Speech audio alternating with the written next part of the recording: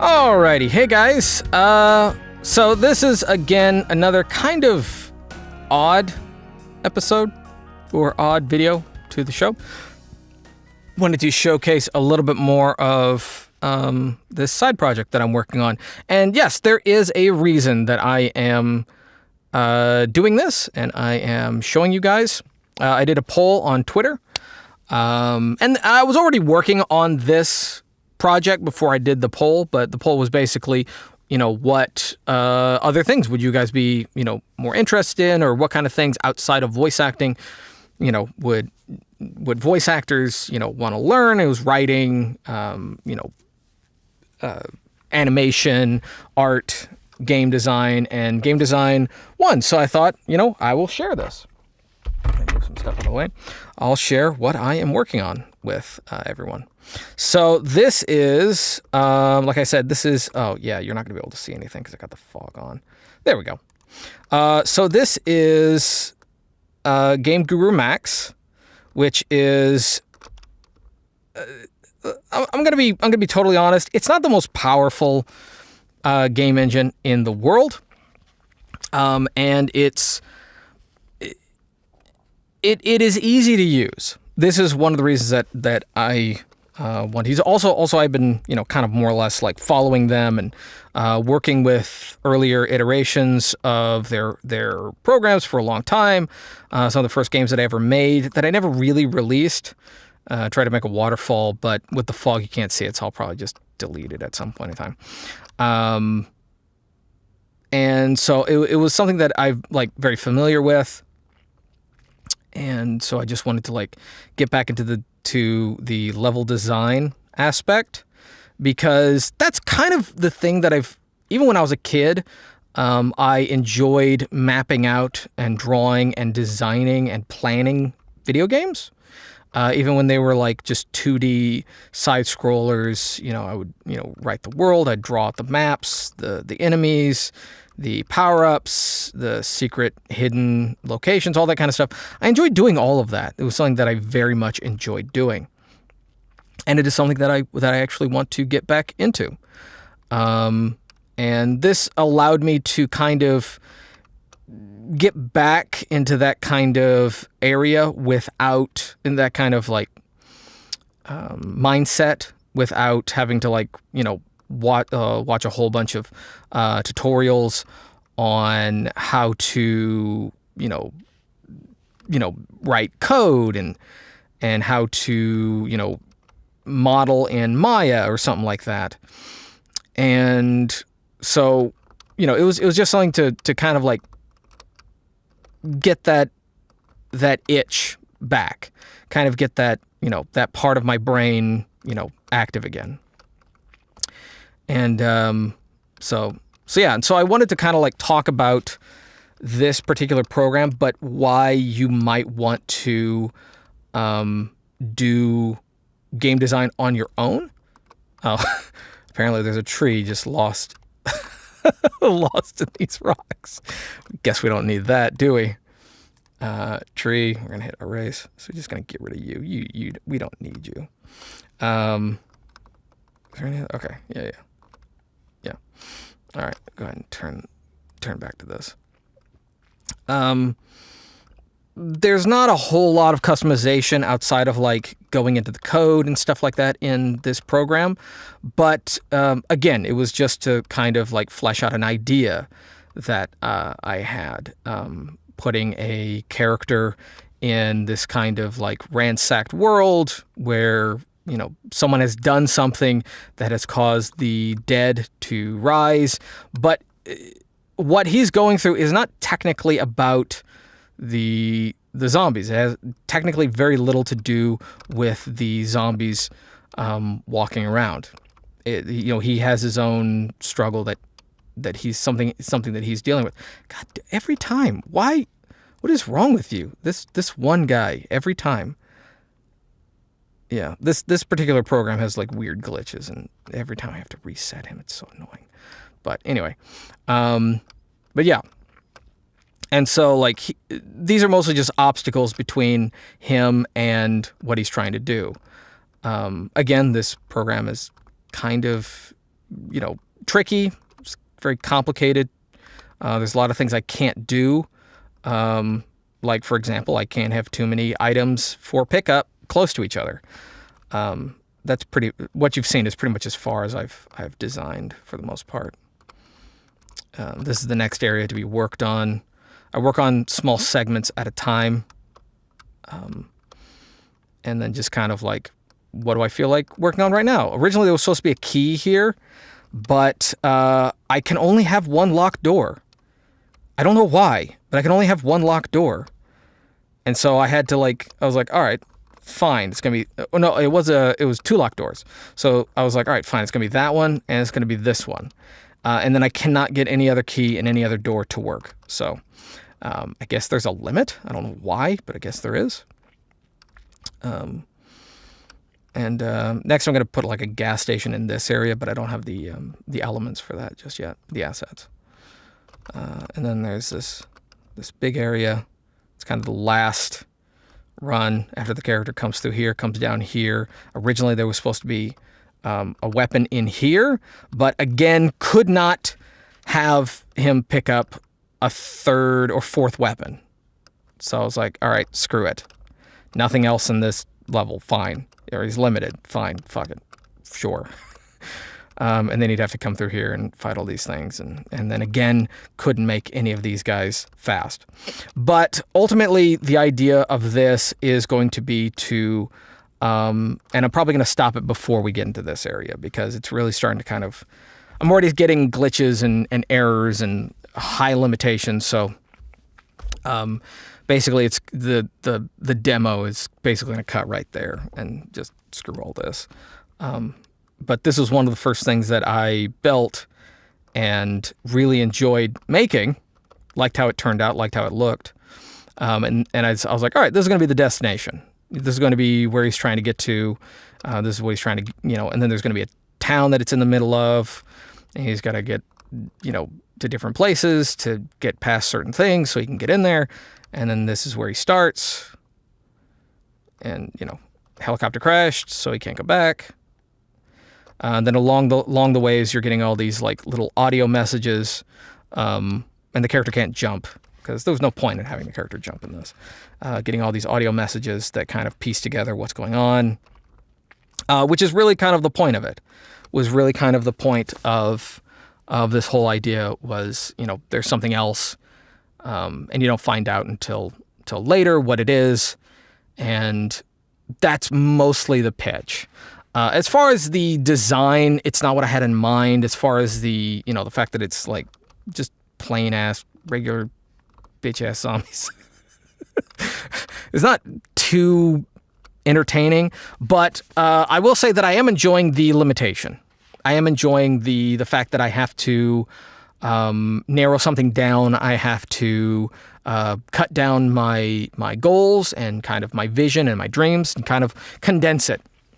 And then the fact that I, don't have that much to work with as far as like creative design, everything that I do have more creative design, I'm, going to go crazy with, like, as far as like the rest of this, like placing every item to make it look interesting, engaging, or, to make sense, or to be, a fun world to, explore and to do stuff in.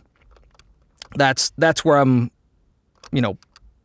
really starting to like get back into this and enjoy.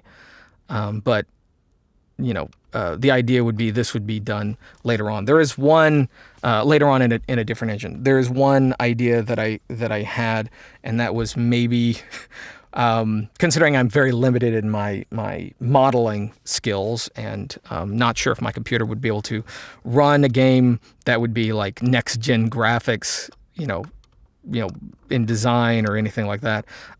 Maybe giving it more of a PlayStation 1 or Xbox or N64, like classic N64, Silent Hill or early Resident Evil look. I think that might be interesting.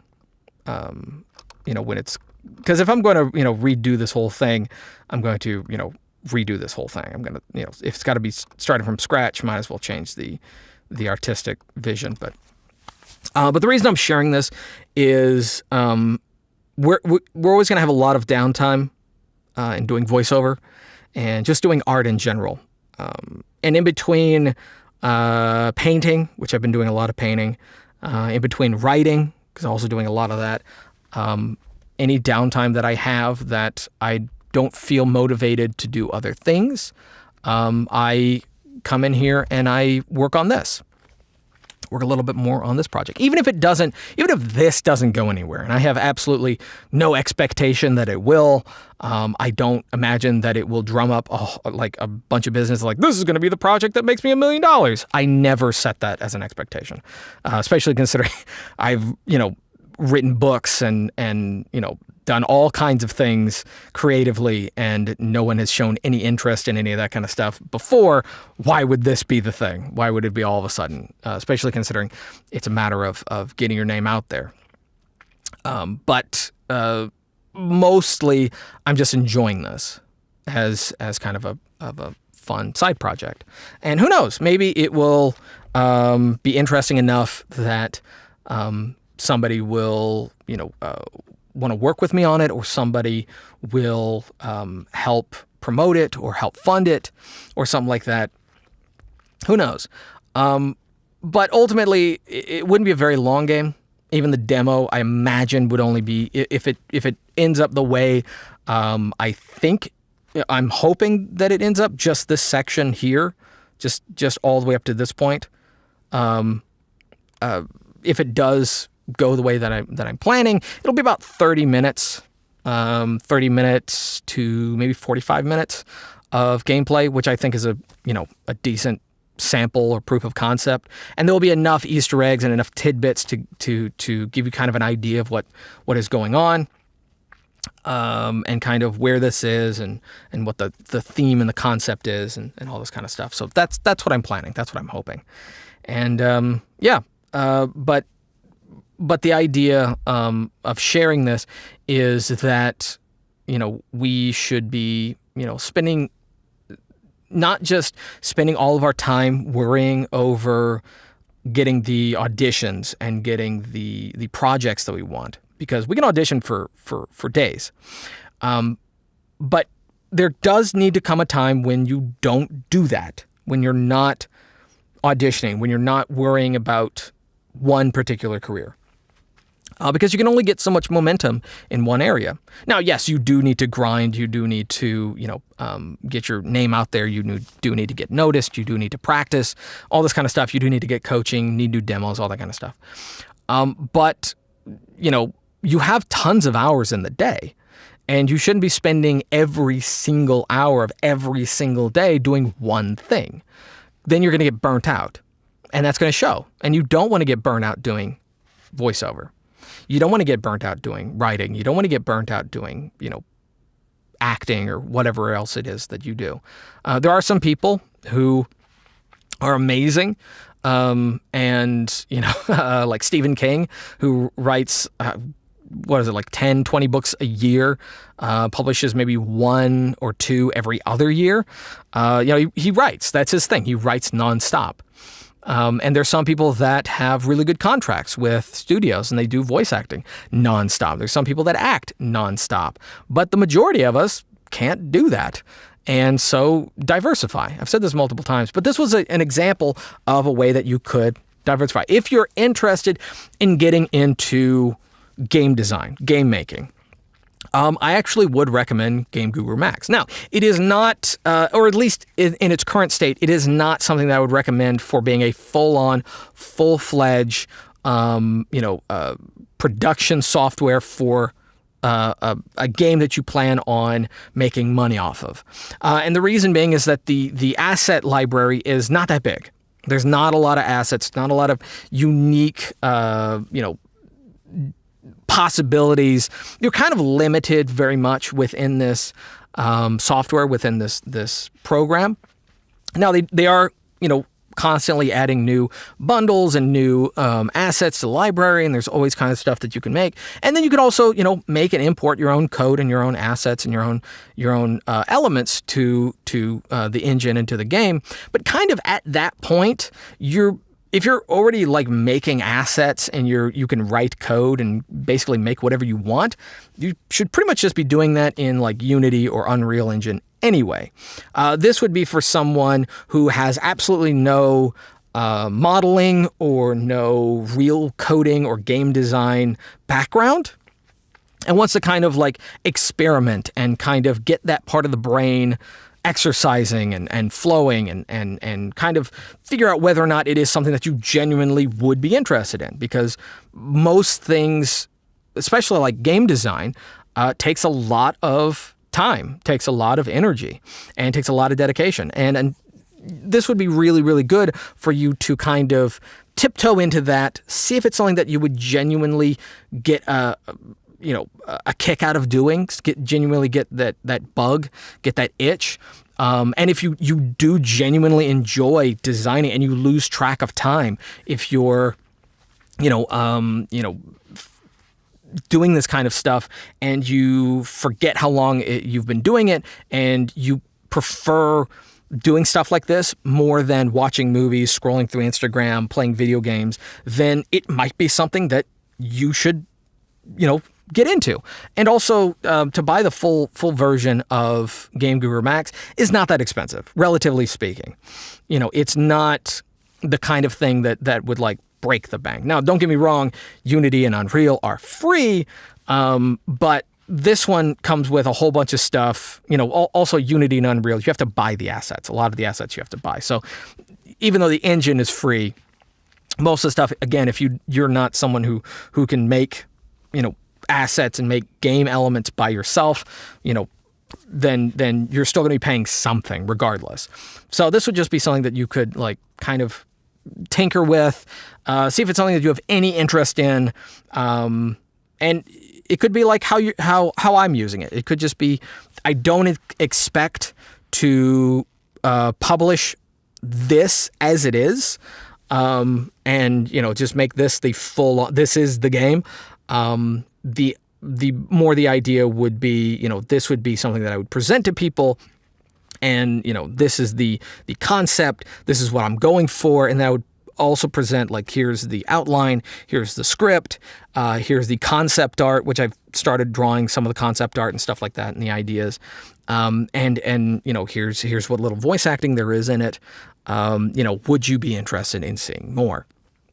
That kind of thing. And then if there was interest, if funding was gathered, then I would actually get together, with some people who have genuine experience and genuine talent and skill in making a video game, to actually flesh out a full-sized project. But for right now, it's just something fun that I do with my free time. Yes, I could be playing video games, but I'd rather make stuff. I'm way more of a creative person. But anyway, that, and also I have an audition that I need to do today, but I needed my voice to be a little hoarse and to be a little worn down to get kind of that kind of sound. So I'm going to be recording a few videos, just talking nonstop, so that I do wear down my vocal cords a little bit, so that kind of naturally has that kind of restraint to it, or that kind of hoarseness to it. But yeah, that's going to be it. So I'll probably have more of an update on this later. Maybe I'll do kind of a playthrough up to a certain point, so you can hear kind of some of the voiceover and some of the audio and get a little bit of the story. But we'll see. That's going to be it. So thank you guys for watching. If you liked the video, give it a thumbs up. If you didn't, give it a thumbs down. Totally fine. Subscribe if you're new, bell for notifications, and leave down in the comment section below. Like to see me play any other games. That's not what I say. That's not what I say at all. That's for the Let's Play channel. I'm not playing any games. I'm making a game. I'm not even going to cut that out. I'm going to leave that in. If you have any other questions, let me know. Also, my email is down in the description. And if you are Game Guru Max and have any advice or explanation as to why I'm having all these glitches that I mentioned in this video or the previous one, please, for the love of God, contact me. I've been trying to get in touch with you guys. And yeah, it's going to be it. And talk to you later, I guess. Peace.